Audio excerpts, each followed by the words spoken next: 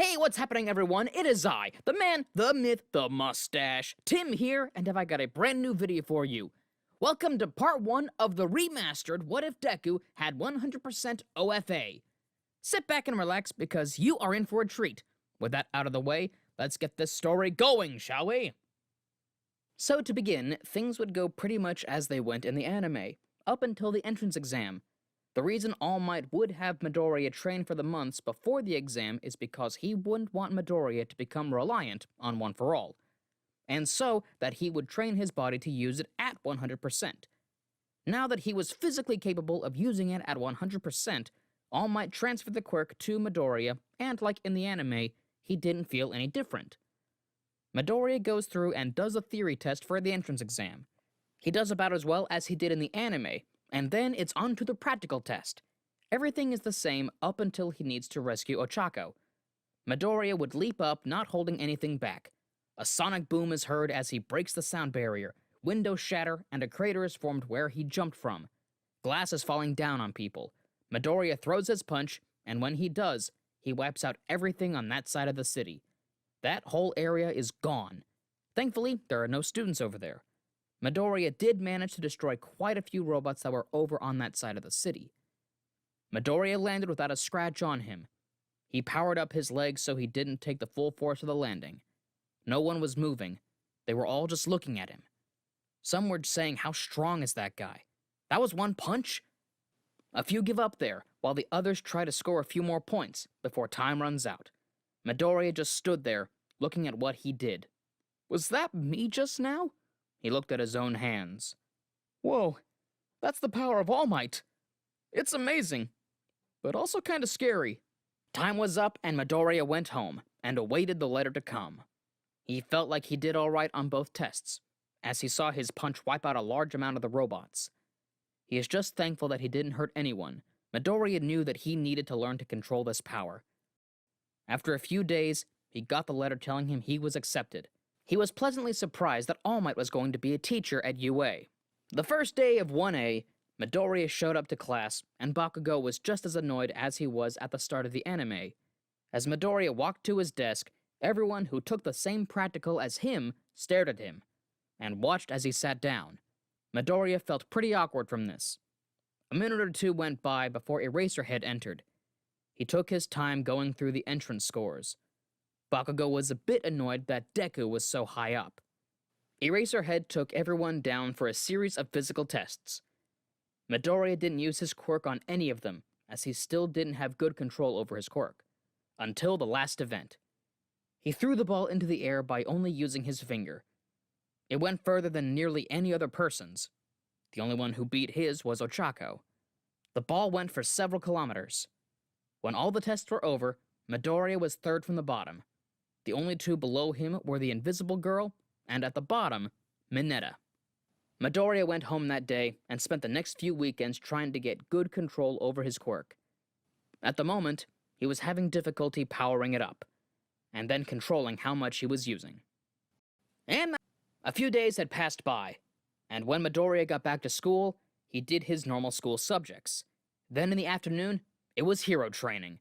Today's hero training was team activities. The teams were chosen at random. The first group was Midoriya and Uraraka versus Ida and Bakugo. Now a quick note, Bakugo had not seen one of Midoriya's full power punches. If he had, I'm sure these events would have gone differently. Bakugo and Ida were playing the villains, while Midoriya and Uraraka were playing the heroes. Midoriya and Uraraka made a plan. Midoriya knew that Bakugo would most likely go after him. He also knew that using his quirk on Bakugo would likely kill him. When Midoriya and Uraraka entered the building, Bakugo came right at them with explosions. He was aiming to take Deku down.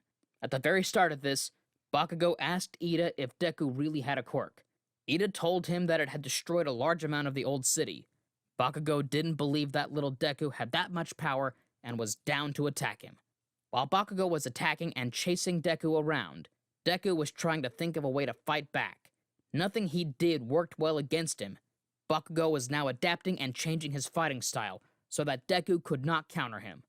They eventually found themselves in the same situation as in the anime. Deku powered up only the tip of his pinky. It twitched and created a shockwave more powerful than that of the anime. The pressure of the twitch also caused a sideways shockwave, slamming Bakugo into a wall, knocking him out.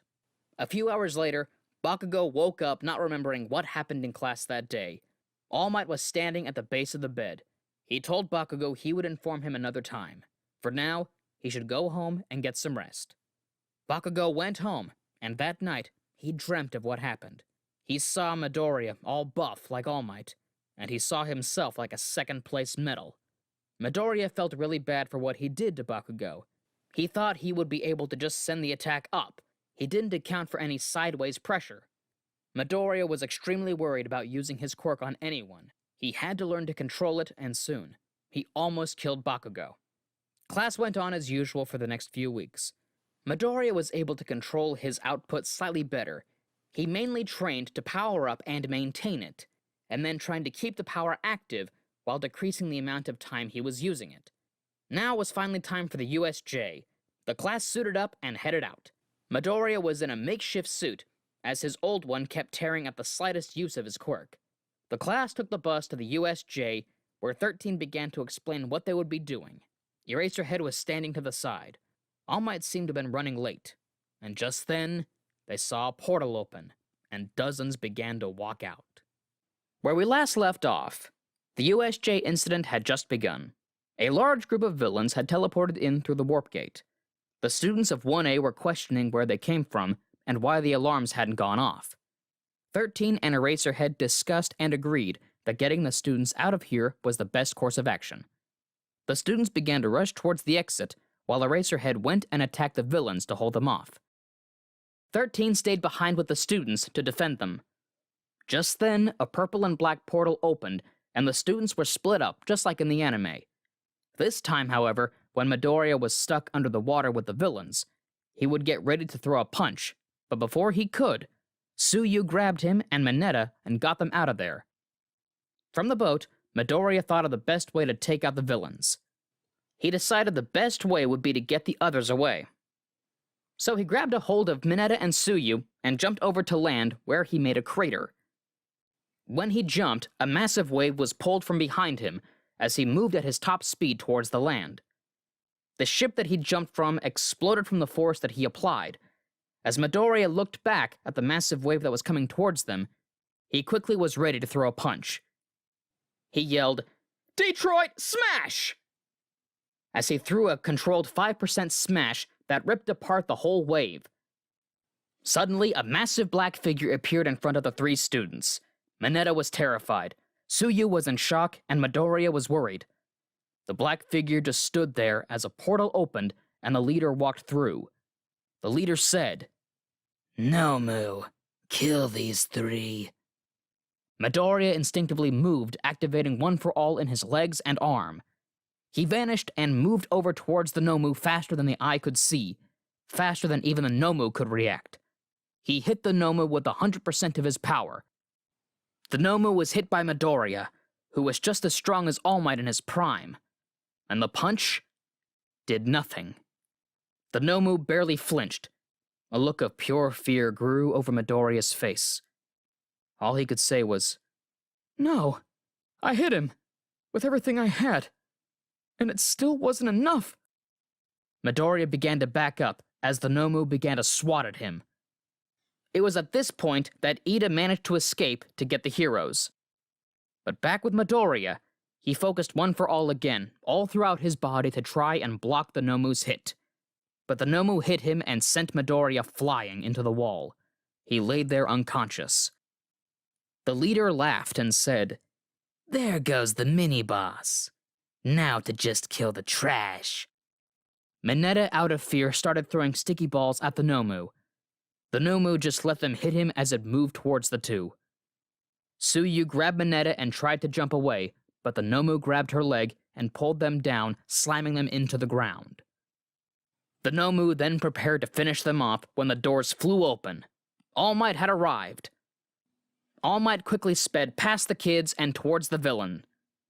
The students noticed something, though. All Might, he wasn't smiling. As All Might made his way towards Mineta and Tsuyu, over the course of 5 seconds, he left behind an area filled with unconscious villains. Soon, Midoriya began to wake up, and he saw All Might say to the students, "It will be all right now, because I am here."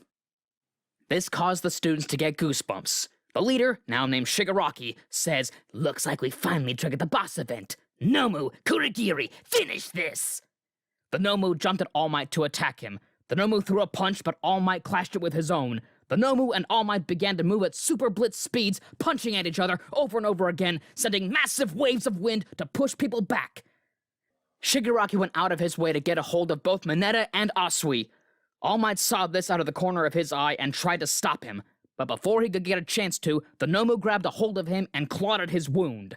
This caused All Might to be slowed down just enough for Shigaraki to get a hold of Mineta and Tsuyu. However, he kept one finger off of Tsuyu so she could be used as a meat shield. The Nomu kept All Might busy so that he could not try to free the student. However, at this moment, All Might heard someone yell from the depths of his heart, "Almighty Smash!" All Might turned to see Midoriya jumping at the Nomu, hitting it with more than 100% of his power, sending the Nomu flying back a few meters. In that time, All Might quickly moved to save Tsuyu, grabbing her and knocking Shigaraki out in an instant. He then put her down with the other students just in time to get back and block the Nomu, who was about to hit Midoriya. Midoriya was shocked to see All Might standing there, blocking the punch from the Nomu. "That was reckless, young Midoriya. Thank you." All Might then began to overpower the Nomu by using more than 100% of his own power. All Might sent the Nomu flying through the roof. Kurogiri managed to get away, but he failed to bring Shigaraki with him. The other pro heroes arrived just in time to cover up All Might's weak form. At this point, Midoriya recognized that he broke his arm when he threw that punch. He was taken to the medical room and his arm was treated. Eraserhead was also treated, and the other heroes managed to take Shigaraki into custody. Midoriya was getting ready to go to class. A couple of days had passed since the USJ incident. The school wanted to give the students time to recover. Midoriya's arm was already healed by Recovery Girl the day of the USJ.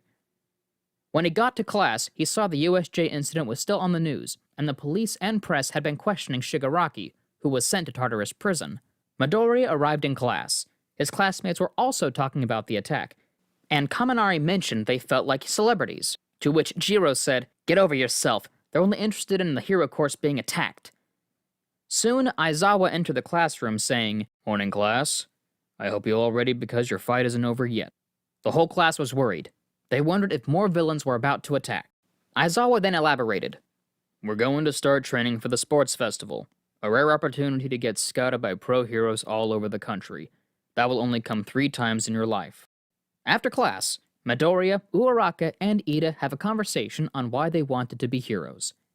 After Uraraka told her reason for wanting to be a hero, Midoriya felt she was the most grounded out of all of them. The 3 were going to lunch, but All Might came in and asked Midoriya if he wanted to have lunch with him instead. Midoriya went to lunch with All Might, and they had a discussion about how Midoriya was improving with his use of One for All. All Might mentioned that the sports festival was coming up, and Midoriya needed to present himself proudly to the world and say, "I am here." The next few days, the whole class spent time training for the sports festival. While everyone else focused on training their quirks, Midoriya just spent his time trying to improve his control of One for All. The day before the sports festival, when the students were going home, they found a crowd of people in front of their class blocking the exit. Bakugo threatened them and left. Soon, Shinzo appeared and said that he may be taking the spot of one of the people in the sports festival if he did well enough. The day of the sports festival arrived, and before it started, Todoroki declared war on Midoriya, saying, "You have the number 1 hero in your corner.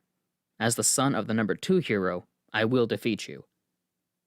Midoriya nodded and said, "Well, Todoroki, everybody including all the other departments are giving it their all, and I won't be doing any less than them. I am gonna win, Todoroki." Everyone went to the arena, and in the inauguration, Bakugo said a few words. He said, "I just want to say, I'm gonna win." To the backlash of everyone who wasn't at the sports festival, the first event was announced, and it was a 4K race around the stadium. Everyone got ready just as the race was about to start. President Mike counted down. 3, 2, 1, begin! Everybody began running, and President Mike asked Aizawa, "What do you think is a thing to pay attention to in the first stages of the race?" Aizawa simply answered, "The door." The robots came out as Todoroki was in the lead. He froze the ground, freezing every contestant he could, as well as knocking the robots off balance. With this tactic, he was able to keep past the robots and make them fall on other students. Midoriya evaded the falling robot by jumping up and using 5% of his power, smashing the robot away from him in the opposite direction. He landed and continued running, this time landing in second place. He kept up with the 5% power, moving it to his legs to move faster, catching up to Todoroki by the time they were at the second obstacle course. Todoroki noticed Midoriya catching up and tried to freeze him in place, but Midoriya evaded most of the ice until he was eventually stuck in the middle of the obstacle. Todoroki pulled ahead as Bakugo caught up to them. Midoriya looked back and saw other students coming up as well. He decided to use a Detroit Smash to break the ice he was trapped in and free himself, before moving towards Todoroki and Bakugo, who were now right in front of him. He decided to use 100% power to jump over the upcoming minefield. Doing this, he left a big crater in the ground and zoomed by Todoroki and Bakugo. He went so fast that he reached the finish line and crashed against the wall in the stadium. He was then sent to the infirmary to heal until the next round started. The second event announced was a cavalry battle. Midoriya had 1,000,000 points and was instantly avoided by everyone until Uraraka decided to pair up with him. Midoriya was also approached by Mei Hatsume, who wanted to get the most spotlight she could on her new toys. Midoriya then asked Ida if he wanted to team up, but Ida had already decided to team up with Todoroki. Midoriya then came up with a plan B and got Tokoyami on his team. When the whole event started, they decided to run away in order to protect the 1,000,000 points. The event was pretty much like in the anime, with the small exception being that Midoriya could use one for all without breaking his bones. He managed to keep everyone away by using 5% of one for all, and at the end of the cavalry battle, Midoriya's team claimed victory. Todoroki's group ended up in second, and Bakugo's in third, with Shinzo's being in fourth. The third event of the sports festival was the fight tournament. The fights were announced, with the first one being Midoriya against Shinzo. Before the fight started, Ojiro warned Midoriya to not answer any of Shinzo's questions, as that is how he brainwashed people. Midoriya reflected for a moment on this, and got ready for the fight. The fight started, and Shinzo began insulting Midoriya, which didn't work.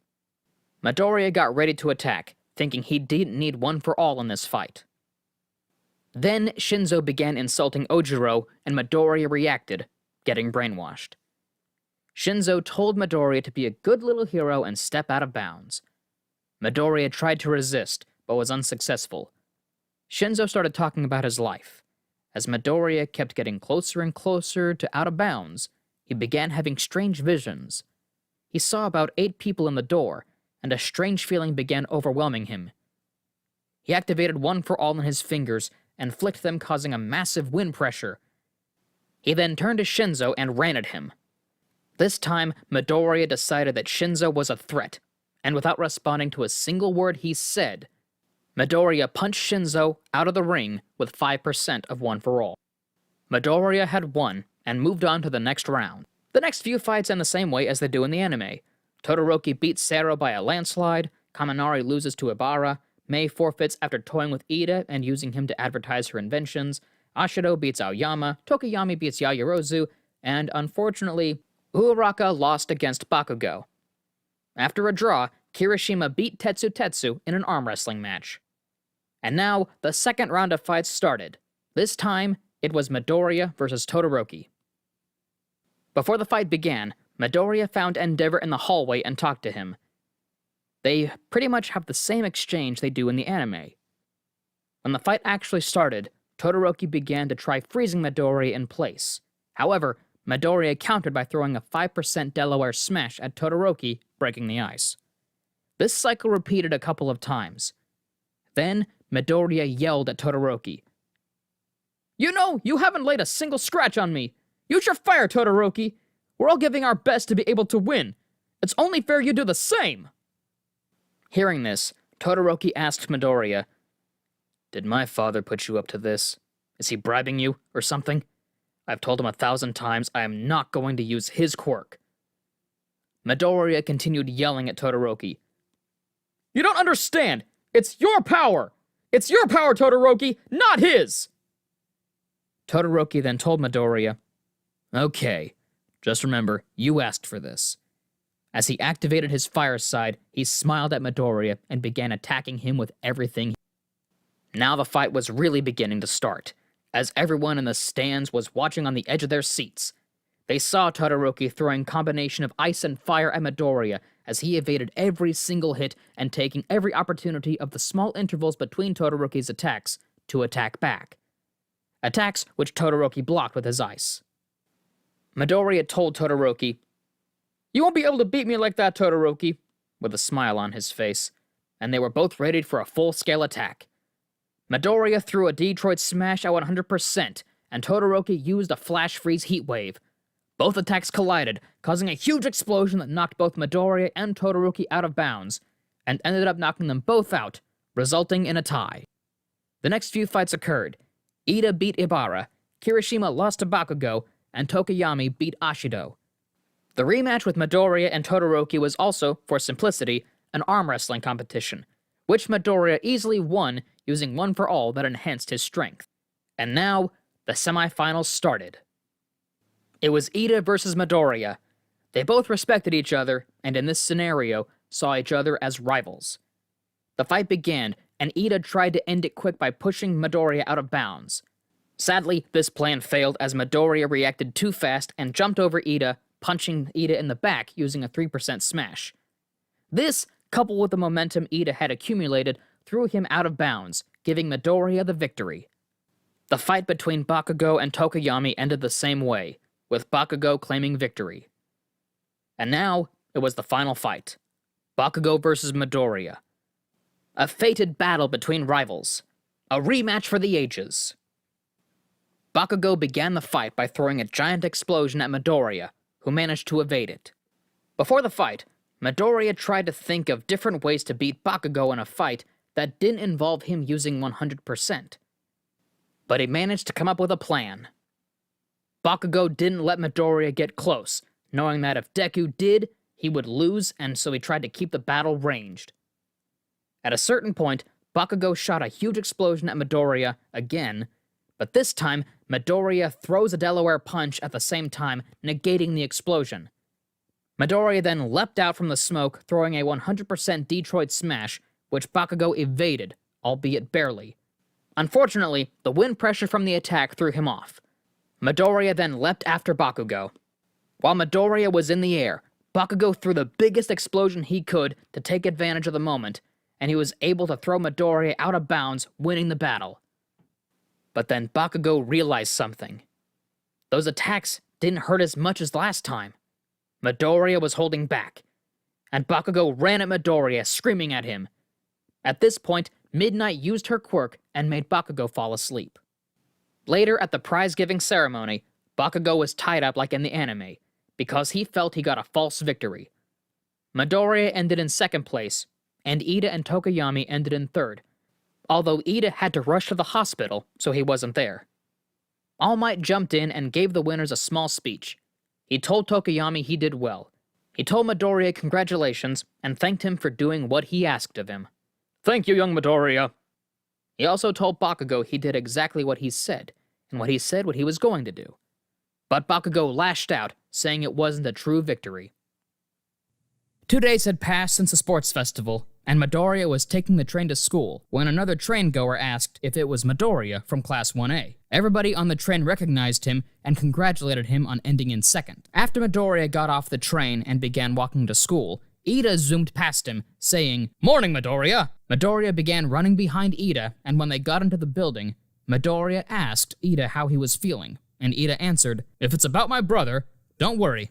Everything is going to be fine." Everyone in the class was talking about being recognized on their way to school. Soon, Aizawa entered the class, instilling order. He explained that now they would be doing their internships with pro heroes. He said, "After the sports festival, where pro heroes go to see your performances, They have the chance to invest in your potential by sending offers. You get 3 sports festivals to show them what you have. 1 chance every year. And 3 chances in a lifetime. But right now, you guys need to choose your hero names. Soon, Midnight entered the classroom, prompting Aizawa to say, "Since I am a horrible judge, I called Midnight to decide.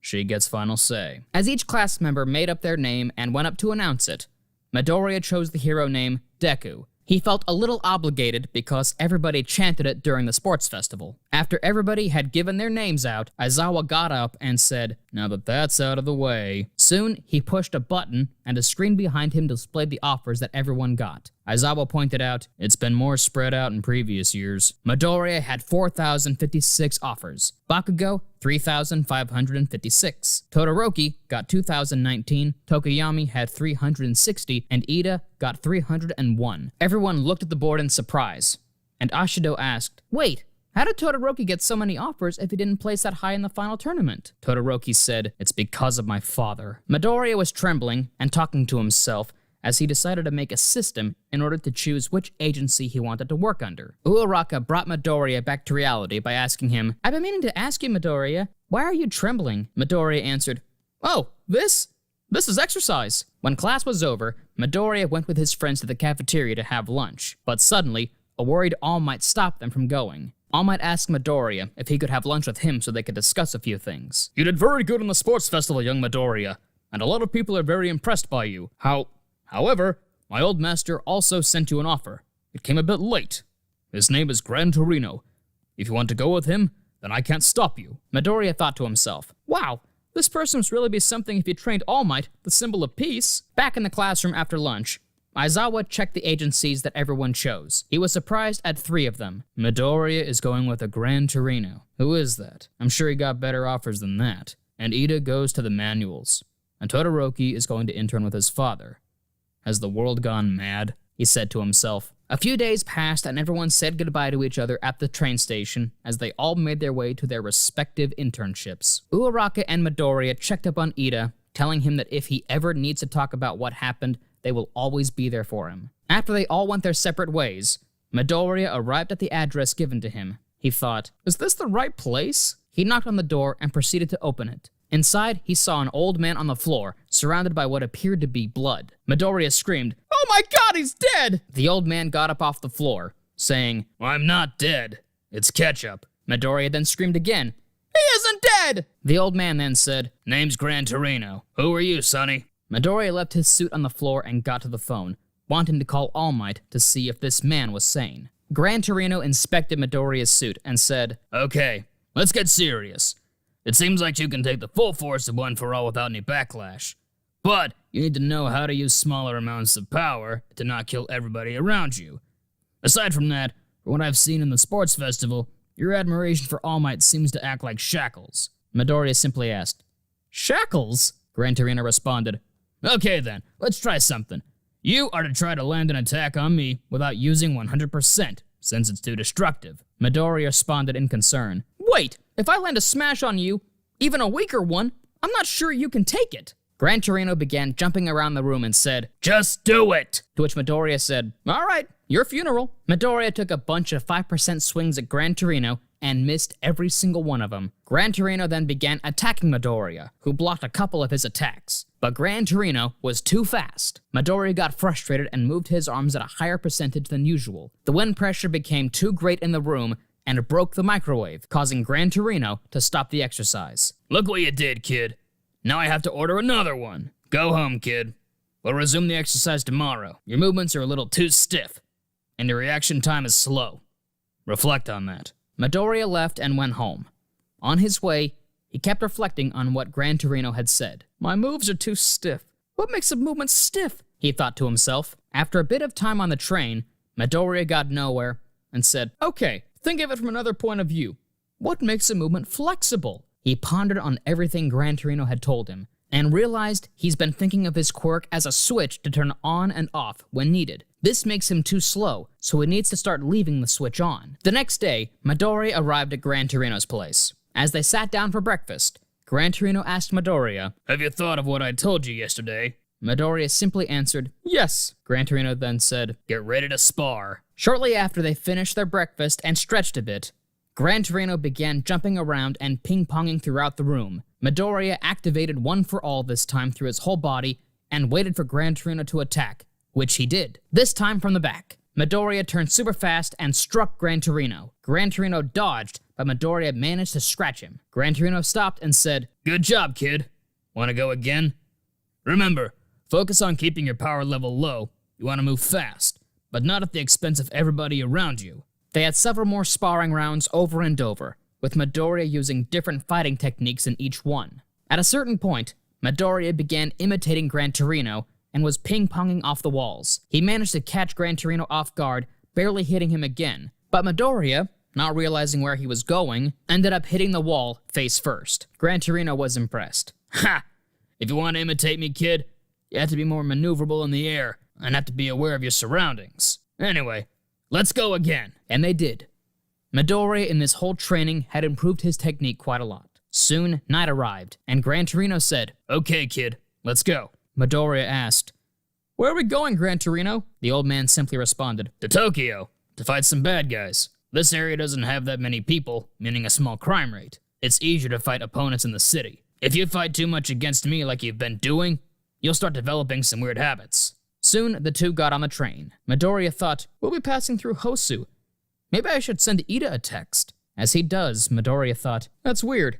Ida usually takes a maximum of 3 minutes to answer after he's seen a text. At this point, the train that Midoriya and Gran Torino are on is passing over Hosu. People from the train start seeing fire in the city. An emergency announcement is given to the passengers, and the train activates the brakes and begins slowing down. Suddenly, a pro-hero is thrown through the walls of the train by a big bluish monster. Midoriya looks at it in shock and says, Nomu! Gran Torino leapt into action, telling Midoriya to stay there, and threw the Nomu into the city. Once the train stopped, Midoriya jumped down to the streets to help people get away from the crisis. He could hear Manuel calling for Ida and wanted to help, but the heroes told him to get out of there since they had things under control. Midoriya looked for Ida anyway, despite what the pro-heroes had told him. He knew that the hero killer Stain was last seen in Hosu, and that the hero killer had injured Ida's brother severely. He also knew that Stain attacked 3 to 4 pro-heroes per city, and he usually worked in back alleys. Eventually, Midoriya stumbled across a back alley, and just as Stain was about to deliver the final blow on Ida, Midoriya activated his new full cowling ability he had been working on with Gran Torino, and jumped around getting close enough to Stain to punch him in the face. Stain stumbled back and looked at Midoriya. Midoriya looked around, seeing there was an injured pro-hero on the floor. He told Ida, come on, Ida, get up! We can save that injured pro-hero! Ida told Midoriya, I can't. I can't move, Midoriya. I think it has to do with the hero killer's quirk. Get out of here. You have nothing to do with this. Midoriya said, I won't. After all Might said, meddling where you don't technically have to be is the essence of being a hero. While Midoriya said this, he sent out a mass text indicating his location in it. He then jumped at Stain, who counterattacked, and Midoriya jumped over each attack and hit Stain from the top. Stain simply said, you have what it takes to be a great hero. As he was about to lick the knife with Midoriya's blood, Midoriya flicked his finger at 100%. The alleyway got obliterated. You could hear all the windows breaking as the blast continued and hit Stain. Stain hit the other side of the alley, inches from death. At this point, Todoroki arrived and saw Stain lying on the ground, saying, Midoriya, you should have given more context with your texts, but it seems you had it handled. Midoriya helped Ida and the pro-hero Native up after Stain's quirk stopped taking effect. Stain was then promptly taken into police custody. Meanwhile, while the Nomu were attacking the city, a well-dressed man, along with Kurogiri, walked down a bridge towards Tartarus prison. The well-dressed man, identified as All for One, activated his strength-enhancing quirk and punched the prison, creating a huge hole in the wall. All for One and Kurogiri walk into the prison, where they make their way towards the control room. Once there, they kill the guards and deactivate all the security measures Tartarus had. All for One then told Kurogiri to make a portal towards the cells and to release the inmates, and afterwards to meet him at the entrance of the prison. All for One then appeared in the middle of the prison, and all the cell doors opened, releasing every inmate. All for One proudly presented himself to everybody in the prison as their savior. Soon, Shigaraki appeared and quickly made his way over to All for One's side. He was surprised and said, "Sensei, you came." At this point at UA, All Might got a phone call from Tsukauchi.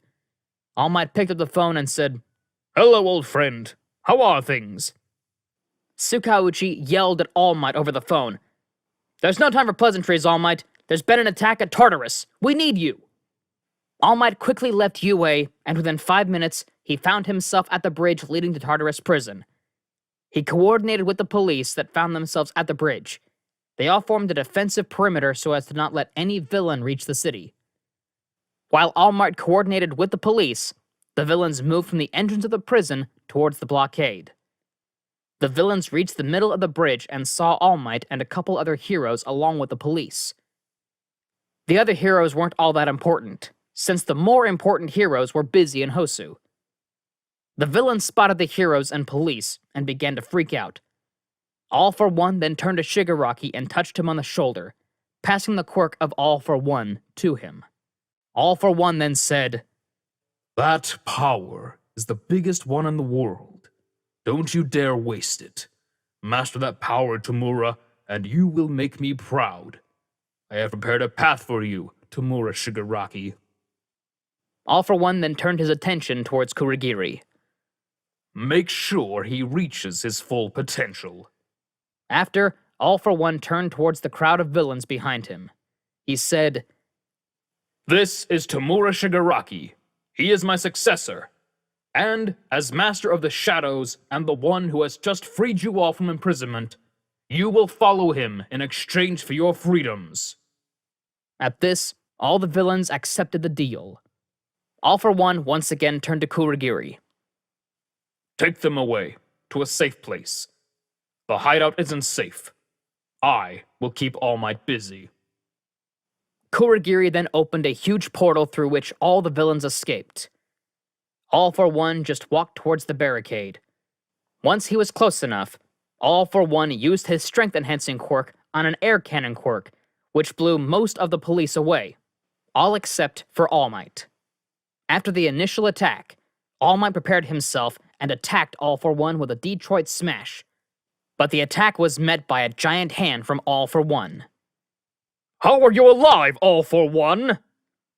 All for One responded.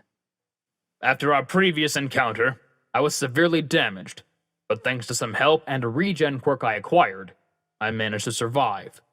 And I seem in better condition than you, All Might." All Might tried to launch another attack, but again it was met by another counterattack. In the air, a news chopper started broadcasting the events that were unfolding.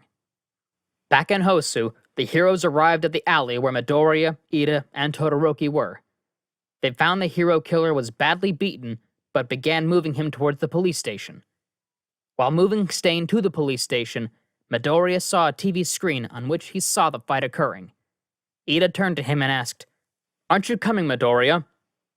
Midoriya didn't answer, simply looking at the screen with a worried look on his face. Back at the bridge, All Might was starting to get worn down.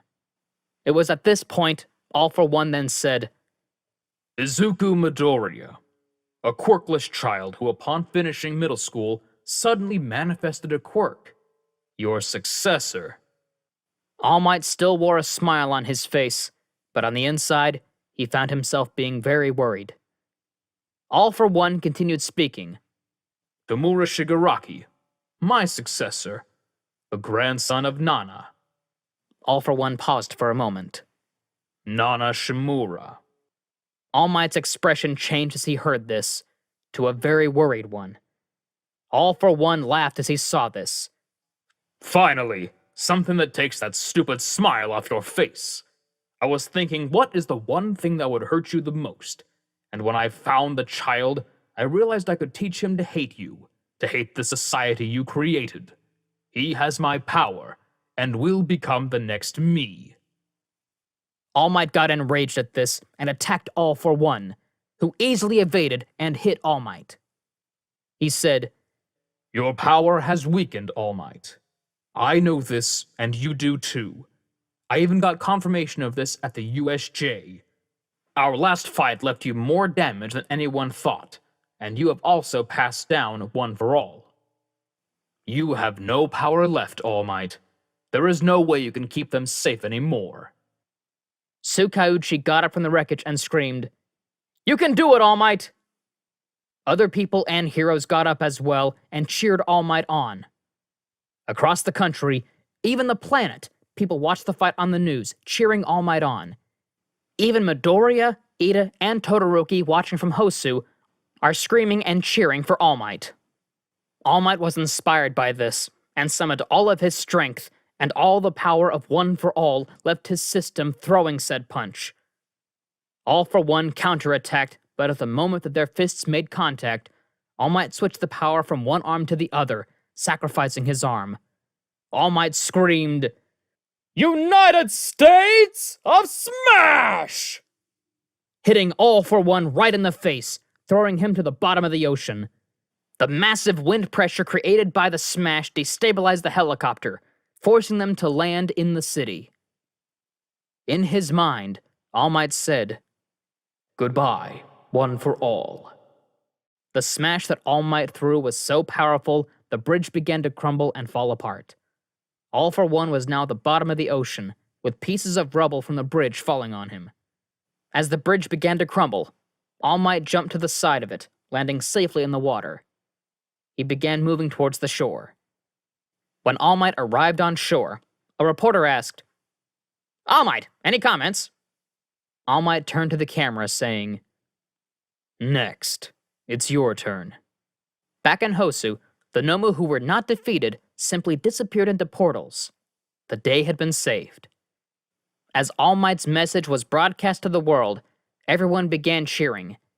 Ida and Todoroki looked at Midoriya, who was crying. They asked him if he was all right. Midoriya thought to himself, "I have to be strong, like All Might." Midoriya wiped the tears from his eyes and turned to his friends, saying, "Yeah, I'm fine. Let's go back to the people responsible for this." The next day, All Might was on the news, announcing his official retirement. This led to Endeavour getting the #1 hero spot.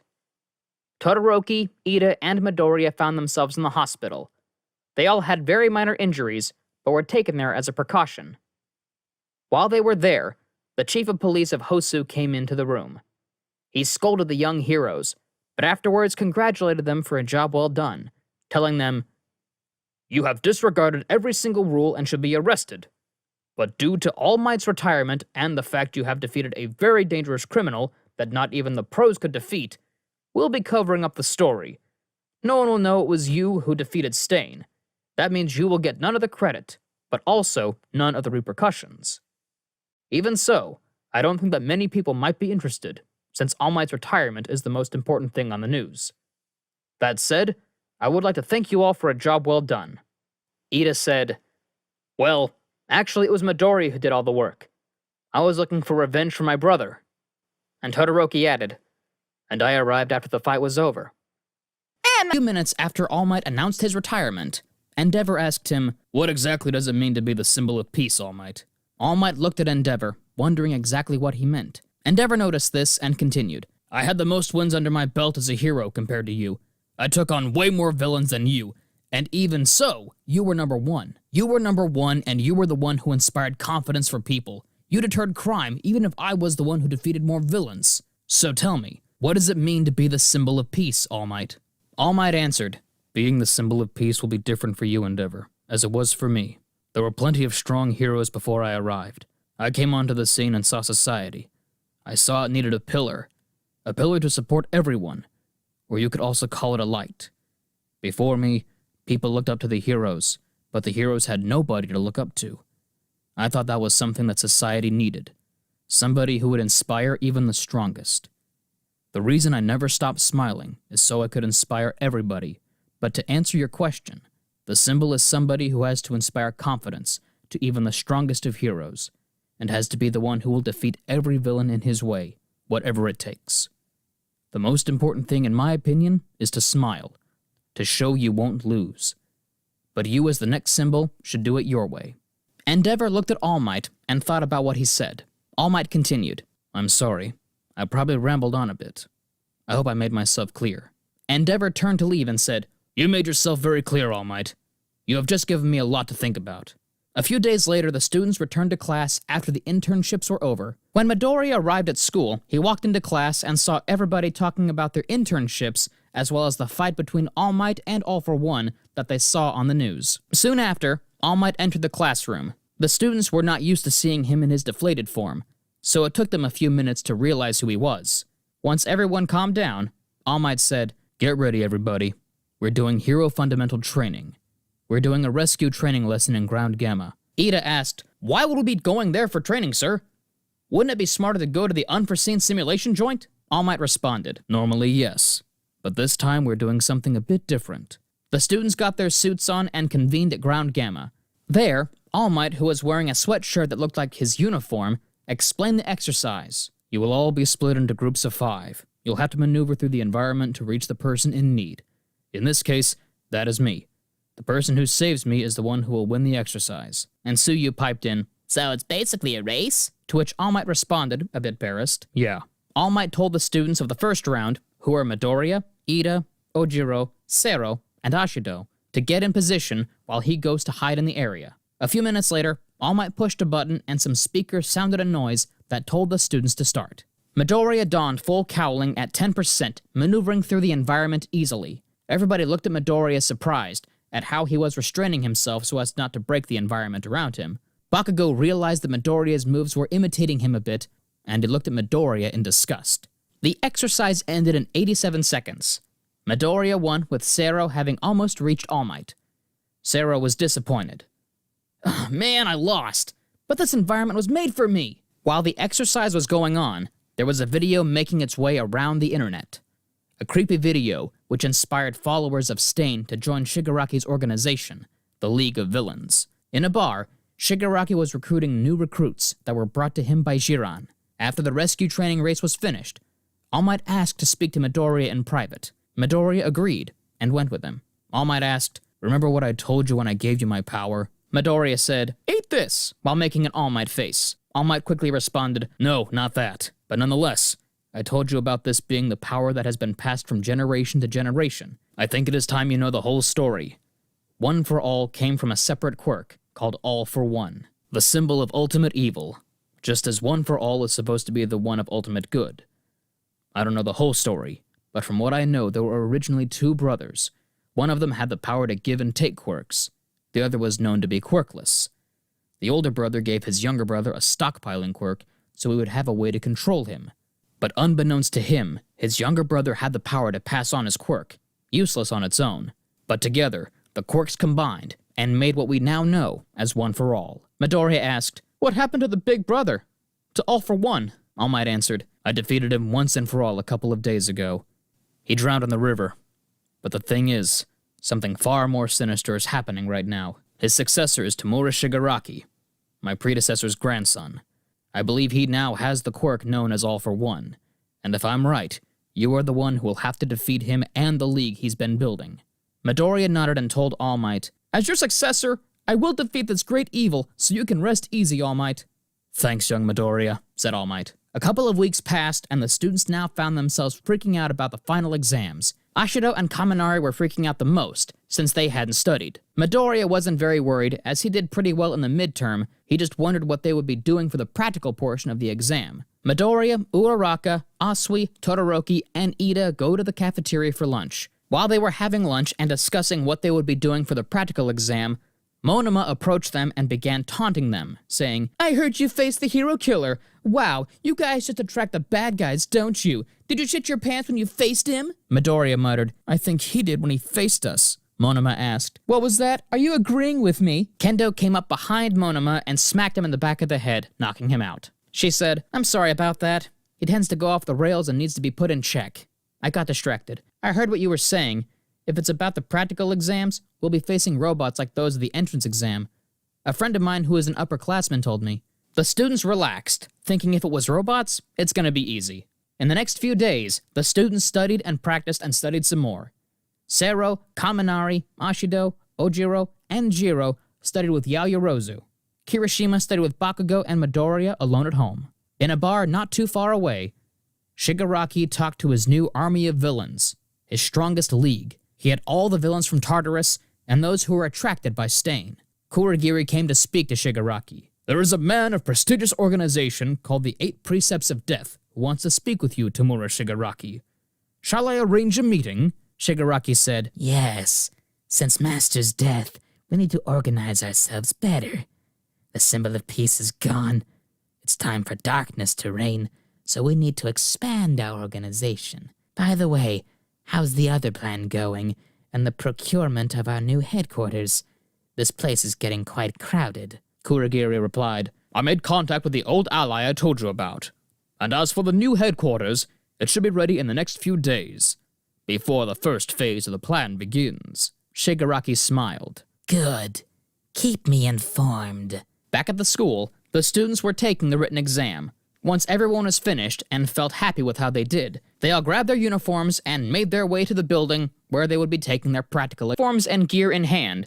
The students met their teachers in front of the testing facility. Principal Nezu stepped out of the crowd of teachers and said, You all probably have some idea of what you'll be doing for the final exams, which is why we are totally changing things up. This statement surprised the students, who gave out a huge scream. The principal then continued by explaining the exams. You will be fighting as teachers in teams of 2. You win if you either capture the teacher using these handcuffs or escape to call for help. Ashido then asked, Wait, that is way unfair. You guys have a lot more experience and training. Nezu then answered the students' concerns. Don't worry about that. We'll be wearing handicaps in the form of these weights made by Mei Hatsume. They add a third of our body weight. This calmed the students a bit. Aizawa then spoke up. Now to announce the battles. We have decided upon these based on relationships, weaknesses, strengths, and other multiple factors. The first fight will be Bakugo and Midoriya against me. The second will be Hagakure and Shoji against Snipe. The third, Mineta and Sero against Midnight. The fourth, Koda and Jiro against Present Mike. The fifth, Ojiro and Ida against Power Loader. The sixth, Kirishima and Sato against Cementos. The seventh, Ashido and Kaminari against the Principal. The eighth, Uaraka and Aoyama against 13. The ninth, Asui and Tokuyami against Ectoplasm. And the 10th fight will be Yayarozu and Todoroki against... While Aizawa was saying this, a figure came out of the building as Aizawa finished, saying, Endeavour. Todoroki looked at his father angry, but his classmates calmed him down. Aizawa said to Bakugo and Midoriya, You two have 10 minutes to get ready before we go to the urban area for your exam. Use it however you want, although I would recommend you use it to strategize. He then left them to prepare himself. Midoriya turned to Bakugo and said, Come on, Kacchan, we need to come up with a strategy to fight him. Bakugo turned to leave before he said, You know what, Deku? I won't need your help. As far as I'm concerned, you can just run and hide. That's all you're good for anyway. Midoriya looked at Bakugo thinking, Aizawa can be a huge pain. Under normal circumstances, we could each beat him individually. But with his quirk, we're at a huge disadvantage. Plus, we'll probably get in each other's way. Midoriya then went to stop Bakugo and said, Come on! We aren't going to be able to do anything if we act like this. Bakugo hit Midoriya's hand away and kept walking. 15 minutes later at the housing district, the two were ready to go. Midoriya, knowing that he and Bakugo were always at odds, thought, Let's get this over with. Midoriya powered up to about 20%, and in full cowling, running around the urban area, reaching the exit in 17.2 seconds, before anything, not even a first blow, could be thrown. The rest of the other fights went pretty much the same as they did in the anime, all of them except for the last one. Todoroki and Yayarozu versus Endeavour. The two students found themselves in a city area. Todoroki explained to Yayarozu what the plan was. I'll be the main attack. I'll hit him with barrages of both ice and fire, while you support with cannons and other stuff from the back. As Todoroki went to enact the plan, Yayarozu grabbed him by the arm. She carefully says, Todoroki, I think you're too emotional in this case. Maybe I should be the one to come up with a plan. Todoroki breathed for a moment and said, Sorry, Yayarozu. Go ahead. Tell me your plan.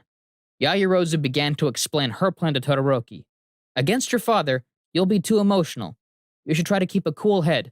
But above all, we should avoid the fight and go to the exit. Endeavour is the #1 hero now. We don't have much chance of beating him. But if we do engage, maybe this will be a good weapon. She proceeded to make a binding cloth using her quirk. Todoroki asked, "Why are you making Aizawa's binding cloth?" Yayarozu replied, "I don't know the exact composition. This one's a little different. It's made out of a special alloy that becomes solid when heated. That and these will give us the advantage." Soon after, she made 2 fire extinguishers. From the main street, Endeavour could be heard shouting, "Shoto! Come out and face me!" Todoroki kept his cool and said, "Okay, he's in the middle of the street. Let's go around, as you said. We should avoid fighting." The students ran through the alleys, coming out onto the main street. Endeavour noticed them and threw a huge fire blast at them, which was blocked by a thick ice wall, which slowly melted by the end of the attack. Todoroki then threw a huge iceberg attack at Endeavour. He ran away and told Yayarozu to follow him, saying, "Come on, we have to get going." Not long after, Endeavour melted through the ice and went after the 2 students. He approached the 2 and went after Todoroki. When he was about to blast him, Yayarozu used the fire extinguisher at Endeavor's face. Endeavour stumbled back, wiping the foam off as he couldn't see.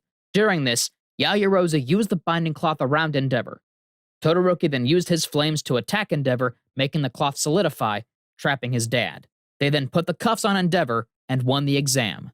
When they returned to the facility, Endeavour told Todoroki, "Good job, Shoto. You did well. Avoiding the fight was the right choice." Todoroki dismissed Endeavor's statement by giving him the cold shoulder. With the exams over, the students reconvened in the classroom, where Aizawa told them that everybody who failed the exam would also be going to the forest training camp.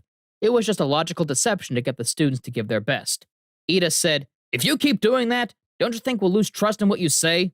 Aizawa responded, "Think whatever you want." After a trip to the mall where everything went normal, since Shigaraki was building his army, Midoriya got a message from Bakugo. The message said, "Meet me at the clearing in the forest in an hour, you damn nerd." An hour later, Midoriya had gone home to leave the stuff he bought at the mall and went to the clearing in the forest. Bakugo was waiting there and said, "You're late, Deku." Midoriya responded, "Sorry, I kinda had something to do first." Midoriya and Bakugo had a small discussion about how he had gotten so powerful. Bakugo screamed at him, "I didn't even throw a punch in our exam! You just rushed through the gates in seconds! How are you so damn fast? I was supposed to be number 1, Deku, not you! How did a quirkless wannabe become so powerful?" Midoriya said, "Through training, Kacchan. I trained hard, and my quirk, superpower, manifested while I did." Bakugo scoffed. "Bullshit, Deku. I heard a rumor the villain that All Might defeated could transfer quirks. It's obvious you and All Might are connected in some way. He's been behind you this whole time, supporting you. So tell me how you got All Might's quirk." Midoriya was surprised that Bakugo figured it all, and stood there processing the information. Bakugo continued, "You aren't trying to deny it, so it must be true." Midoriya replied, "So what if it is? All Might chose me, Bakugo. He chose me as his successor.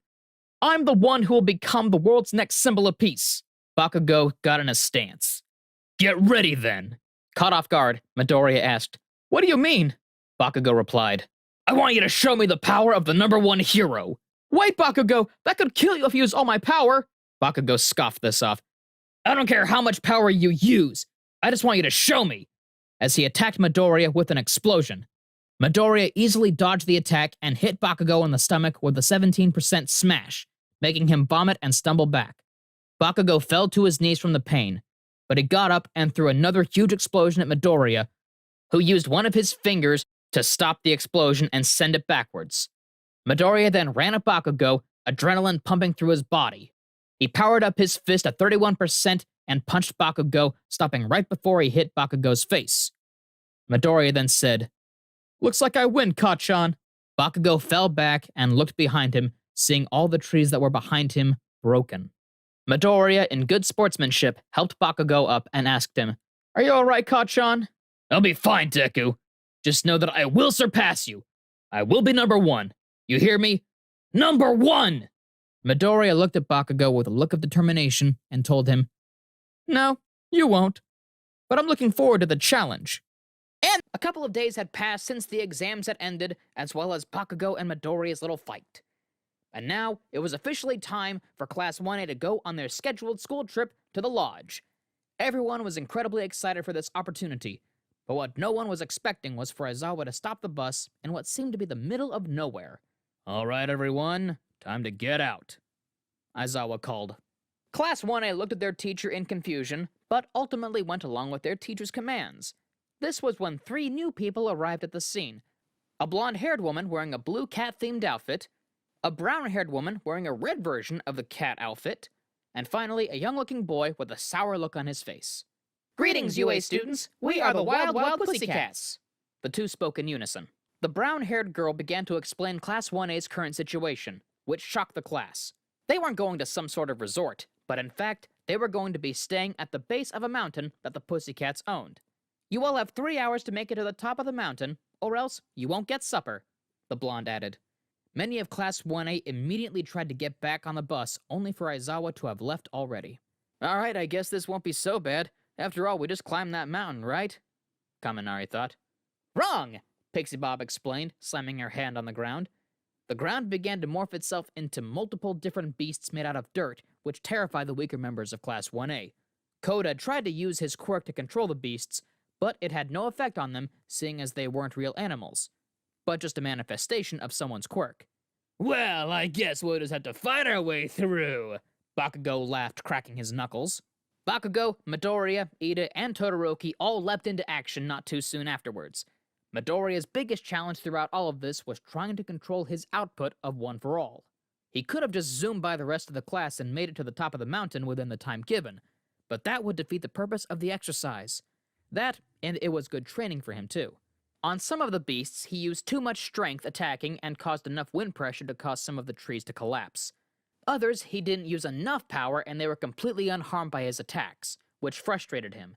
It took a little bit before he could find the right percentage to use against them that could still cut down the amount significantly. Thanks to the combined efforts of Class 1A, they were all able to make it to the mountain in a couple of hours later than the deadline. But it was revealed there were no expectations for Class 1A to even make it to the top of the mountain in that given time. This revelation irked some of the members quite a bit. "Anyways, you're all going to be strengthening your quirks while you're at this training camp," Aizawa explained. This left Class 1A in confusion. What did their teacher mean by strengthening their quirks? Wasn't that what they were doing this whole time? "I can see you're all confused by what I mean by this, so I'll give you a demonstration. Bakugo, catch." Bakugo managed to catch a softball from Aizawa, and was instructed to launch the ball as far as possible while staying within the restraints of the circle. Aizawa had previously done this exam with them at the beginning of the year. Soon, Bakugo launched the ball with a furious intensity, screaming, "Die!" This caused some of the class to sweat in response. Some things never seemed to change when it came to Bakugo's character. 709.6 meters, Aizawa said bluntly. "What? No way! Bakugo should have gotten a crazily higher score than that!" Kirishima shouted. Aizawa groaned upon hearing this. "While it may be true you all have gone through your fair share of experiences during your time at UA, honing your skills with your quirks, that's just it. You actually haven't been strengthening your quirks at all. Hence, why Bakugo got the score he did. He hasn't been strengthening his quirk that much at all, just finding different ways to use it." This started to make sense in all of the students' eyes, and their days of quirk strength building began. In Midoriya's case, Aizawa pulled him away from the rest of the class for a moment. "Now, Midoriya, I know you're incredibly strong with your quirk, but I've been wondering if it was possible for you to go even further beyond your max output. Your quirk is similar to All Might's after all, and even he seemed to be able to go beyond his limits during his last fight." "Oh, well, you see, I never really tried doing that before, to be honest. It never actually came to mind. All I really thought about was the longest was to get a better control of my quirk's output, as you've seen how destructive it can be." Aizawa nodded. "Well, starting tomorrow, that's what we'll be doing. You'll be pushed to boost your quirk to beyond its current limits. If your current limit is 100%, let's see if we can get you to do 150% or higher." "Is that really necessary, though, Aizawa-sensei?" Midoriya asked. Aizawa looked at Midoriya with an intensity in his eyes that Midoriya was not familiar with. It made him squeamish under this glare. "It is absolutely necessary, Midoriya. You'll never know when you're fighting a villain and 100% is not enough. When you have to go beyond. Plus ultra." Midoriya was speechless for a moment before nodding his head in the affirmative with a determined smile on his face. The next day, at the butt crack of dawn, Class 1A was forced to wake up and sent out of their training camp cabin in order to begin training to upgrade their quirks. When Class 1B was brought to the lodge as well, and caught up to speed about what was going to happen while they were there, they noticed how this training didn't seem to be in all that favorable of a condition. As a matter of fact, it looked like torture with the other students pushing their quirks to their absolute limit, and then some. A couple of the members of Class 1B doubted that such a large group of students could be monitored by so few supervisors. This was when a large muscular man wearing a brown version of the Pussycats outfit appeared. A woman with green hair wearing a yellow version of the uniform walked right beside him, introducing themselves as Tiger and Ragdoll, the other two members of the Pussycats. Since you all doubt our skills, how about one of you come up and try to fight me? Anyone with a simple power-enhancing quirk will do, Tiger suggested. Midoriya reluctantly went up and charged at Tiger with around 65% of One for All. He felt that Tiger could probably take much more punishment, considering he was a pro hero. And from his appearance, it seemed he was on the physically stronger side as well, hence why he decided to go at a higher percentage rate. This caught Tiger off guard, and only his instinctive reflexes were able to save him, as he was able to just barely dodge Midoriya's punch. A strong wave of air pressure was released from Midoriya's punch, which impressed the hero. Tiger tried to punch Midoriya, but Midoriya was able to leap away fast enough. Midoriya here is an exception. It's not necessarily power he lacks, but more so control. He'll be working on those two things, though, throughout this training. The Pussycats are actually a very suitable team of instructors for you all, considering their large area of effect quirks, Aizawa pointed out.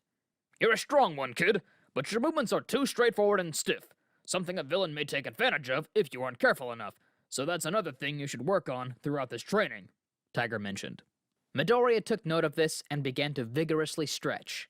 In the middle of the night, everyone was trying to learn how to cook curry. Midoriya wasn't doing too good at the job, but he still tried. While cooking, he noticed the little boy who was with the other Pussycats leave and disappear somewhere else, leaving Midoriya curious about the boy. Mandalay, what's up with that little kid in your group? Is he one of your guys' kid? Midoriya inquired. Mandalay simply shook her head before sighing. Well, you see, he's my nephew. His parents were both pro heroes. You may have known them as the Water Hose Heroes. They were a hero duo, but they died in the line of duty. When Kota was 3, his parents were defending his city from a powerful villain. They managed to subdue the villain and save all the citizens, but in exchange, their lives were lost that day.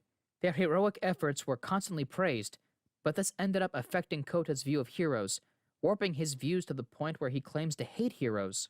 Midoriya felt bad for the kid hearing this, and wondered what the little one was currently doing, considering how he hated heroes that much. Yet here he was, stuck sharing a place with pro heroes and 40 students, all learning how to become pro heroes. He decided to go on and look for the young boy named Kota, in order to comfort him, hopefully. Let him know that he doesn't have to feel alone in this world. Despite what may have happened in the past, he doesn't have to isolate himself and burden himself with all those pent-up emotions he may be holding. Midoriya looked around the mountain for a bit before finally stumbling upon Kota. He had a bowl of curry with him, made by one of the other students, since his curry cooking was atrocious. Hi there! Midoriya tried to greet the boy before offering the bowl of curry to him. I noticed you didn't eat anything, so I figured you may be hungry. Kota didn't respond to Midoriya, but Midoriya still rested the bowl on the floor, in case Kota wanted any. Midoriya sat down on the floor opposite to Kota, going on to explain his awareness of the boy's unique circumstances. Naturally, Kota was enraged hearing this. I have a story. A story about a kid who was born quirkless. You see, this kid was always mocked for not having a quirk, for being different from everyone else. He was seen as below everyone. What's the point of this story? Kota interrupted. Midoriya laughed a little, hearing the boy's impatience. Well, the moral of the story is, well, to accept reality. Look, Kota, you can't reject reality, as it'll only hurt you even more. Kota's eyes began to twitch hearing this. Leave! He yelled back. Midoriya complied with the boy's command, raising his hands in defense as well. Sorry, Midoriya whispered before leaving. Meanwhile, during the two boys' interaction, something was happening behind the scenes. A few kilometers away from the camp, several masked figures appeared from the shadows. Let's attack the camp now! We've been waiting for long enough already! A gruff voice stated. Patience! It's simply not time yet. Another responded. This is simply a warning signal after all. The era of heroes will soon pass. The age of heroes shall soon pass. The next series of events to befall the students down at the base of the mountainside came falling down, one after another like a line of tragic dominoes nudged by a cruel boot. A miasma of smoke began to fill the forest, incapacitating and entrapping several within its toxic grasp. All the while a fire burned, the flames an intoxicating cyan blue against the endless black void that was the starless night sky. And a lone figure entrapped in a straitjacket wandered ominously down an unlit path in the beast's forest. Take them down. The false brilliance of the title, Hero. We, the Vanguard Action Squad of the League of Villains, will condemn them. Several kilometers off from the rest, a figure dressed in a dark blue coat, skin shriveled and dry like leather, stood with his hand pressed palm down against the surface of a tree. Blue flames emanated from his palm, starting a fire that seemed to spread from that tree to all those around it, and trapping the encampment of students in a ring of scorching flame. Let's begin. Juzo would have grinned if he could, the odd skull-like boy's tone merely holding an amused inflection as if to emulate a smile. Did Bakugo and Todoroki get so scared they fired off their quirks? Juzo! Kendo would scream, panic lacing her voice. Juzo's knees would collapse under the weight of his own body, and he would fall, limp as a corpse, to the ground, with his limbs sprawled out around him, in an effort to save her classmate Yui from a similar fate. Kenzo engulfed the girl in her enlarged fist, covering her own mouth with her opposing hand in an attempt to prevent herself from breathing in the poisonous cloud around them. Yui, don't breathe it in! It's poisonous! She cried. Meanwhile, a glowing aura would encompass Pixie Bob, and just as suddenly, she would be ripped backwards off her feet by some foreign force, before finding her skull pinned in between a large battering ram like magnet held in the hand of a shockingly large and equally wide woman with shoulder-length reddish magenta hair, large lips, and a light dusting of facial hair. At her side kneeled a green, scaly-skinned lizard man armed with a variety of blades and clothed to mimic the hero killer himself.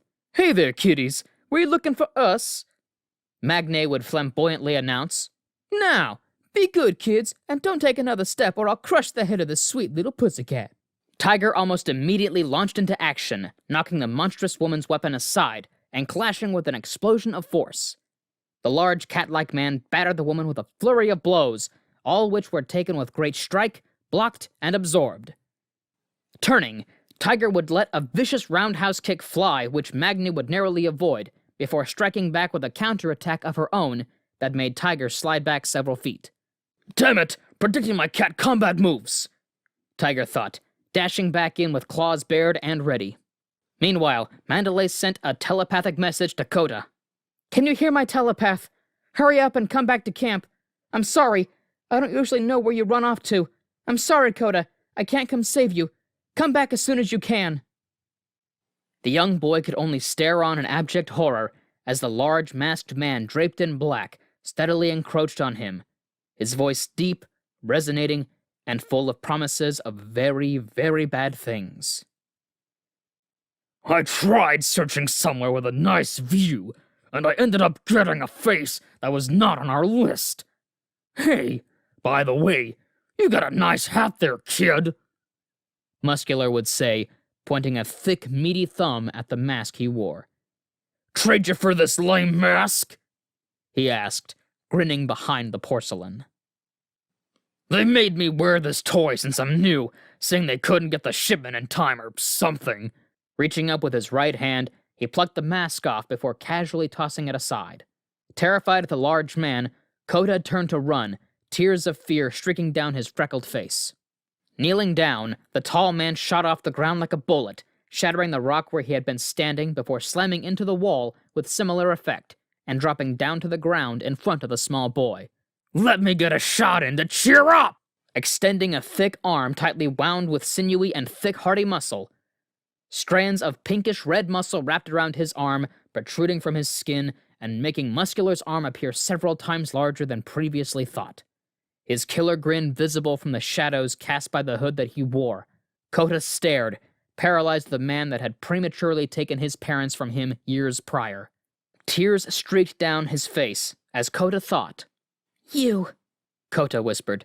Muscular reared back his fist, aiming to smash Kota into dust, before a streak of light slammed into the muscle-bound villain with all the force of a train, catching him by surprise and sending him shooting across the cliffside into the opposite wall with an explosion of air and rock. "Midoriya!" Kota would say, astonished at the arrival of the boy he had berated a little more than an hour ago. The young messy-haired boy gave him a smile.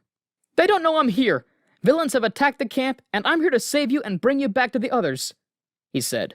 Midoriya looked up when the villain who he had hit with 100% smash not moments ago tore himself free of the rock, his body now a pulsating mass of pink muscle that made the man he was moments ago look short in comparison.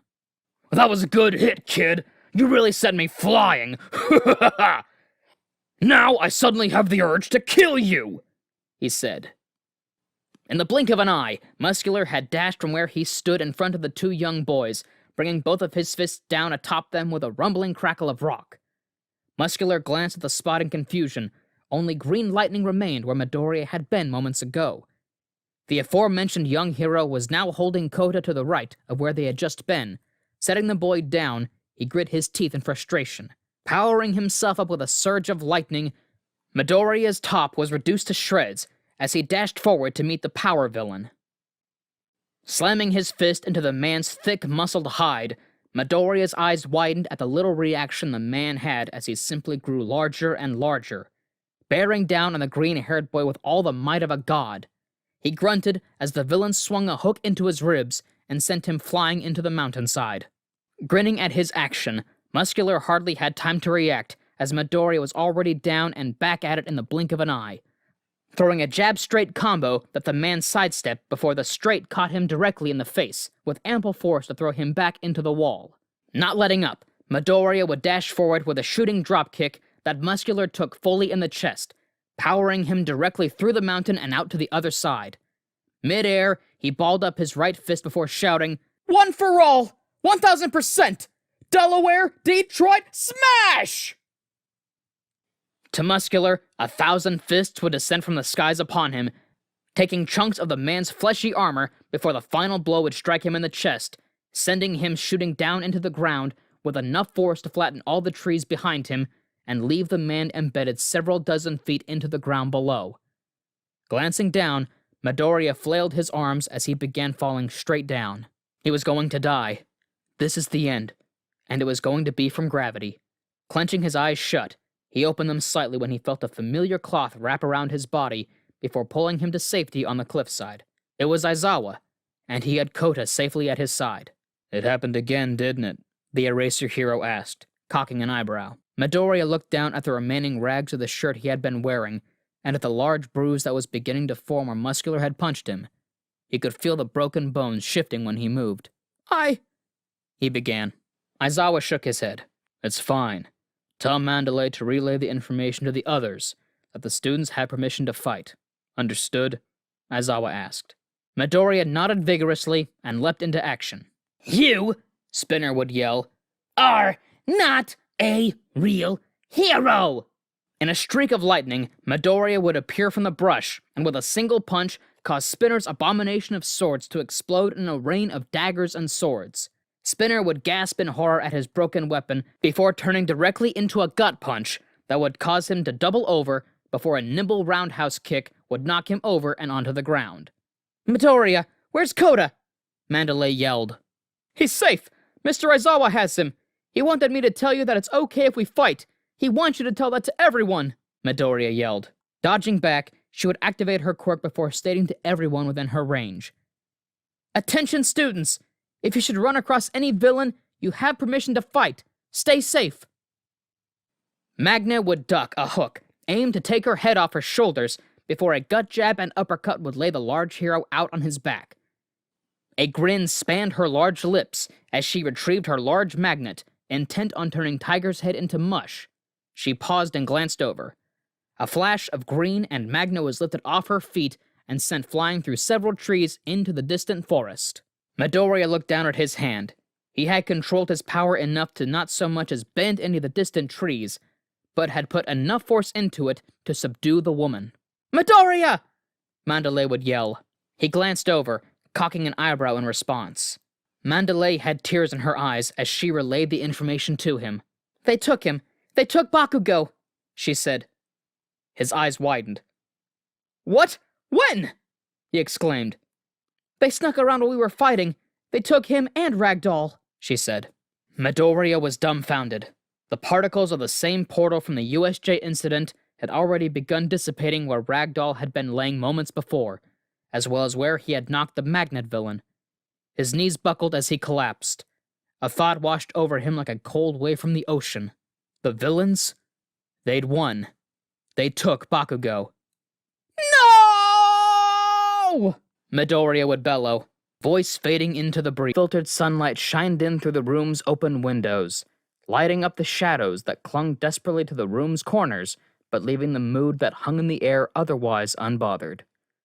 Midoriya sat with his scarred hands resting idly in his lap, while across from him, Aizawa sat with the majority of the class, all gathered around the two of them in silence.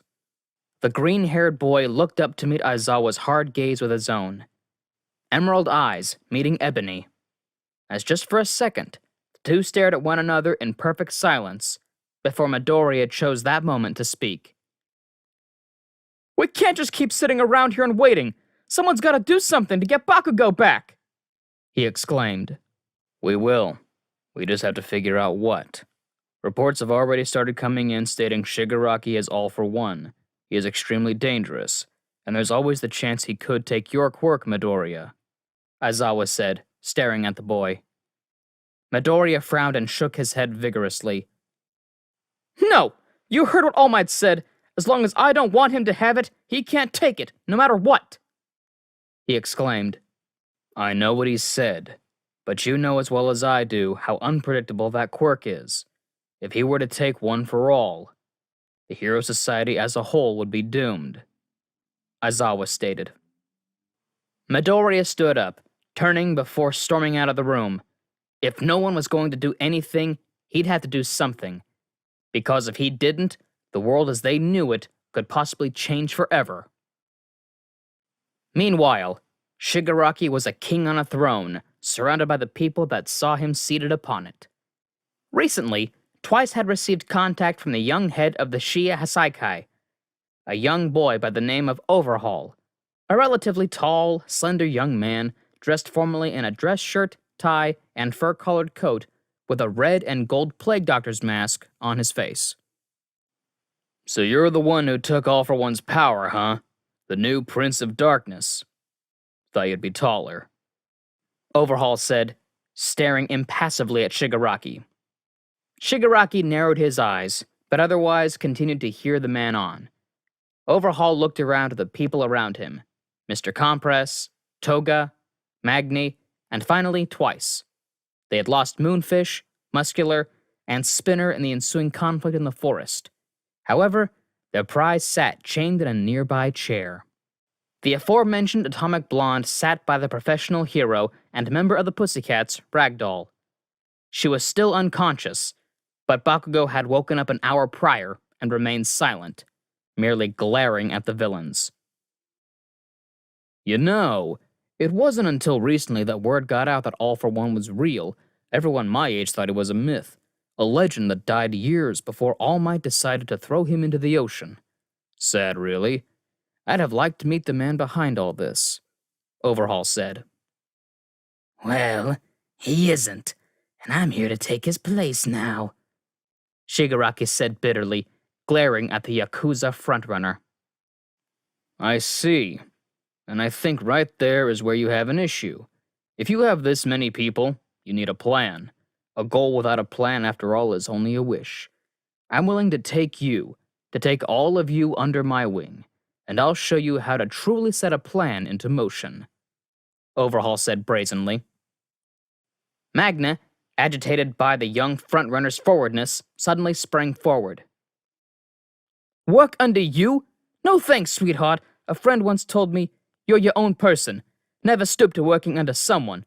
Always work with them, or if you can have them work for you. She's a kind and gentle soul, a true saint, and I'll be damned if I work for some pulling Overhaul forward, she brought the magnet she held down atop his head simultaneously as he dragged a single finger down her arm. Suddenly, her flesh would pulse before bulging at the seams, and the woman was suddenly reduced to a chunky mist that filled the room with an explosive splat. "Big Sis Mag!" Toga would exclaim, as they all stared on in horror.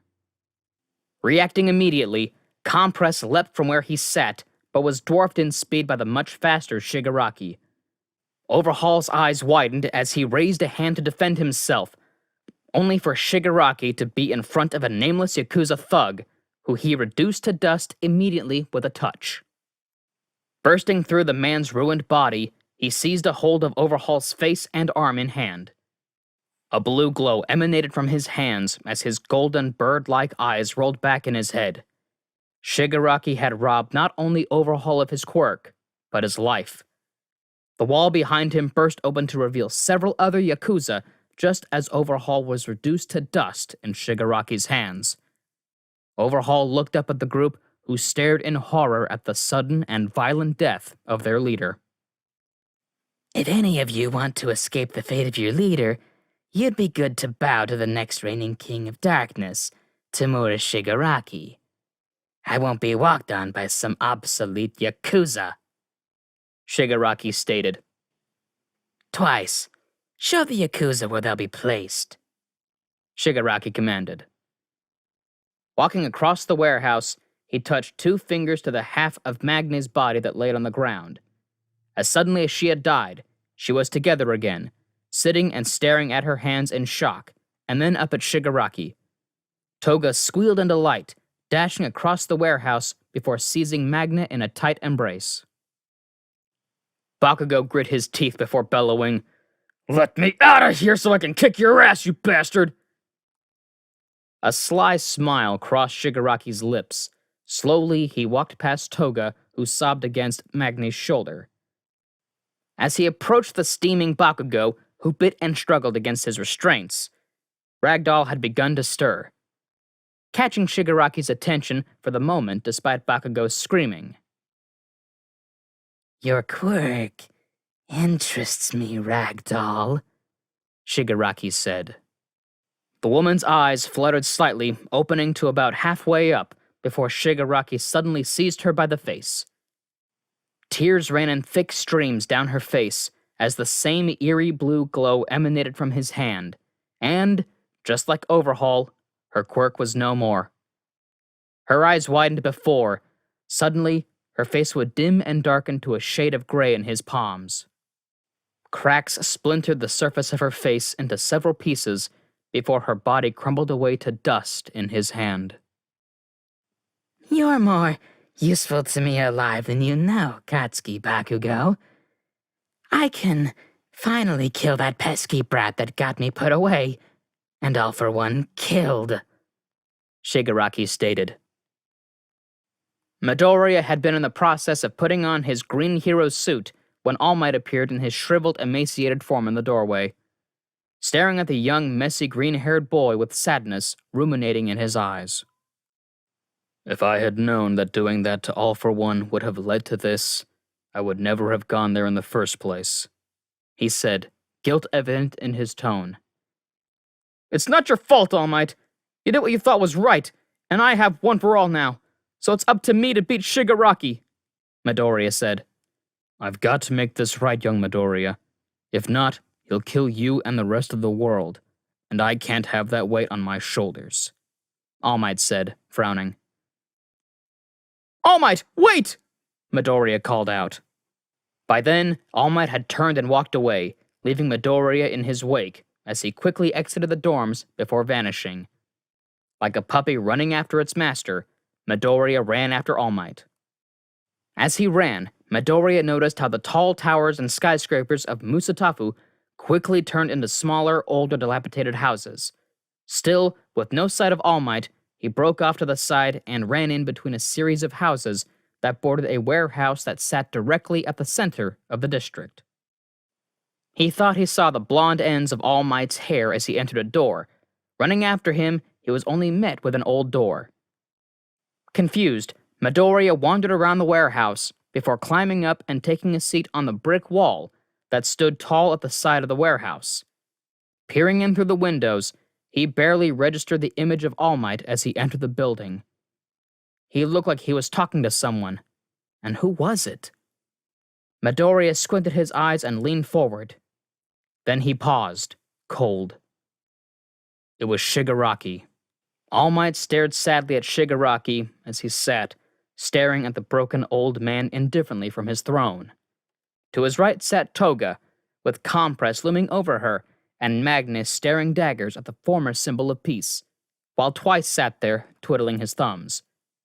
Shigaraki averted his eyes from his friends and followers, before turning them to stare at All Might. I'm surprised. All Might of all people. Here. Here to do what? Your power's gone, given to that brat that got me locked away, and all for one killed by you. Have you come here to apologize? To beg? Beg for your life? For young Bakugo's? Shigaraki questioned. All Might sadly looked over at the atomic blonde, who sat, mouth wide in shock at the sight of All Might standing before Shigaraki. Please, Tamura, you know as well as I do, Nana wouldn't want this from you. For him, for any of us. I did what I had to do to save you as much as the world. That man was evil. He was grooming you to become him. All Might pleaded. Shigaraki scoffed. Nana was never around. She wasn't there when my dear dad beat me for wanting to become a hero. She was out being a hero while I sat alone in my room crying. My power, all for one, they were a gift. He took me in when I had no one. He gave me something I never had growing up. Hope. Hope for something beyond what I grew up around. Shigaraki said. All for One killed Nana, Tomura. Did he ever tell you that? She wasn't ever around because he had killed her. She was your grandmother and my mentor. Please. Shigaraki shot out from his seat with a snarl. Don't patronize me, All Might. He did what he had to do to protect me, to make me stronger. Now, all that stands between me and that power is you, All Might, and that brat with your annoying power. Shigaraki said. Stepping forward, Shigaraki grabbed All Might by the throat, who grabbed and clawed at his fingers before it was too late. With a simple flex of his hand, All Might's neck jerked to the side with a violent, vicious snap before his body crumpled to dust in Shigaraki's hand. By then, Midoriya was sobbing, openly thick, snotty tears running down his cheeks as he had watched his friend, mentor, and father figure crumble to dust before his eyes. He screamed, screamed, screamed, and screamed some more. Lightning crawled up his skin before, in a single push of his fist, a violent gust of air pressure reduced the warehouse to splinters. Standing amongst the rubble stood the League of Villains and their leader. A wide smile plastered on Shigaraki's chapped lips, as in his other hand, he held the struggling Bakugo, while the other looked dangerously close to the atomic blonde's neck. You took my master away from me. I only thought it fair to take that, and a little more from you, Midoriya, Shigaraki said. Shigaraki extended his hand, much to Midoriya's horror, who watched in silence with tears streaming down his face, as the villain enclosed Bakugo's face in his palm. All 5 fingers touched down, before suddenly Bakugo erupted in a violent explosion that sent Shigaraki flying and left Bakugo standing there. Don't touch me, you freak! Bakugo shouted. Kacchan! Midoriya yelled. Midoriya ran to Bakugo's side just as Shigaraki stood up from the rubble, glaring daggers at the both of them. You'll never hurt Kacchan as long as I live! Midoriya yelled. We'll see about that, little brother. Little brother? Shigaraki stood in silence, boggled at the remark that had passed from his lips. Little brother. His mind brought him back to the same day that his powers originally surfaced, how the dog crumbled in his hands, how his sister's lively skin turned dry, gray, and cadaverous before crumbling into dust like the dog. All around him, the house seemed to follow, crumbling, decaying.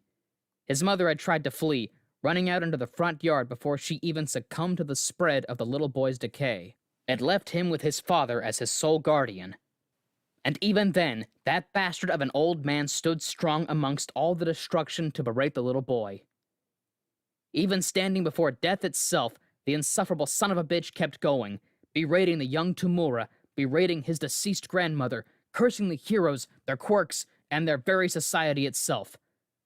The decay, however, spared the man, curving around him and leaving him in the only spot in the home not currently disintegrating before their eyes. Like a cat, Tamura pounced on the man. Grabbing the man's face in a vice-like grip, he screamed and screamed, cried and begged. Slowly, the color drained from his skin, his screaming falling short before he too crumbled into nothing in the hands of Tamura Shigaraki. Maybe this quirk had yet some lingering trace of his former master within, some surviving fragment of All for One that was affecting his thoughts. The idea of this made Shigaraki frown in dissatisfaction. In that moment, an idea bloomed in his mind. He didn't want to be like All for One. No, he wanted to be better than the man. He would reject what lingering esper of the King of Darkness remained, and in turn, become the most feared villain that had ever walked the earth. His frown was soon replaced by a smile so wide his face could barely contain it. He would decay the very foundations of society, and when it all crumbled then, he would rebuild upon it, and make one ruled solely by him and his most trusted few amongst the League. Would you shut the hell up and burn already? Dabi's raspy tone snapped Tamura from his thoughts. Extending a hand, blue flame was belched from Dabi's palm in a hypnotizing wave of azure blue. The scorching hot flames threw both young heroes immediately into action. Midoriya jumped up, while simultaneously Bakugo used his explosions to propel himself up after the young wielder of One for All. Using another blast midair to turn, Bakugo used one hand to form a circle, with his fingers before the other's palm. "Ultimate move!" he exclaimed. "AP shot! Autocannon!" A barrage of explosions rained down upon Dabi and the others, forcing them to scatter. Shigaraki grimaced. In the blink of an eye, he was in the air alongside Bakugo. "Kacchan, look out!" Midoriya bellowed. In a show of crackling green lightning, the young hero appeared beside Bakugo, fist-balled and ready to obliterate. Swinging at Shigaraki with all his might, an explosion of force practically vaporized the side of the building and sent the young Prince of Darkness skipping across the ground like a rock across a pond before slamming through several buildings in the distance. A ball of condensed blue flame struck Midoriya, exploding upon impact and sending him flying off into the intact portion of the warehouse's wall, still smoking. Bakugo frowned, turning to look for the source of the flame when a punch to the gut sent him flying into the same wall. Dabi stood, flame gathered in his hand, backed on either side by Spinner, Magni, Toga, and Compress. All the while, the remainder of the Shiya Hasaikai stood just behind him. Kendo, Rappa, and Tengai have entered the battlefield, the largest of the two standing beside the monk, with his fist still smoking from the force behind the impact. "I was supposed to be the one to kill him, not that scrawny kid!" Rappa complained, causing Tengai to roll his eyes. "Now's not the time for your childish antics, Rappa. Make sure the boy is down," he said. Midoriya laid on the ground, clothing burned and flesh singed.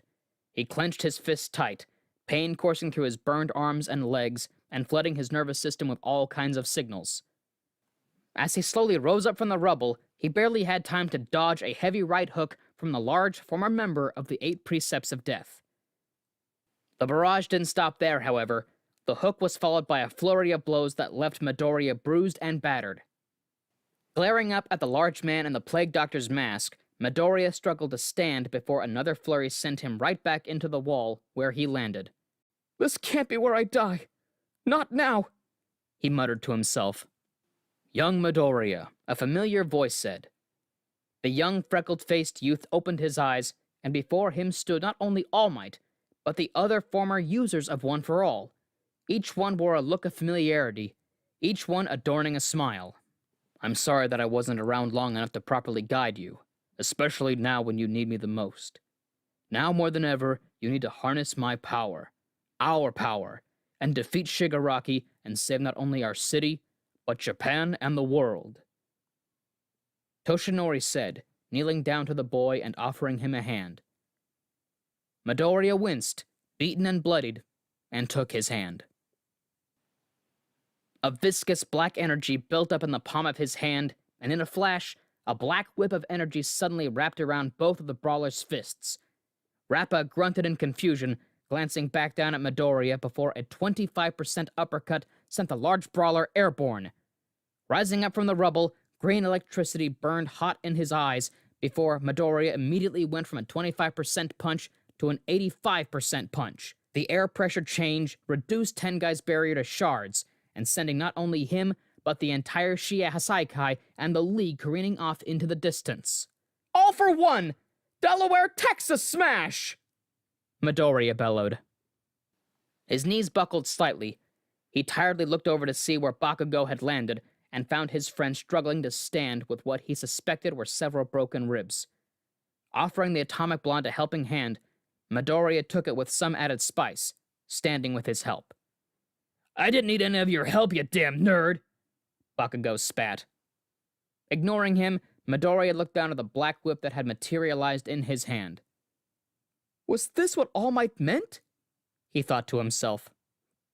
He looked up as the approaching sounds of sirens came, and along with it, an influx of other heroes, with their teacher leading the charge. Sorry, Mr. Aizawa, Midoriya said breathlessly, smiling bashfully. Aizawa opened his mouth to speak. But a sudden condensed blast of air tore through not only him, but also Crust who stood at his side, which splattered both to the ground in front of Midoriya with viscera and entrails, also catching the entire hero congregation by surprise.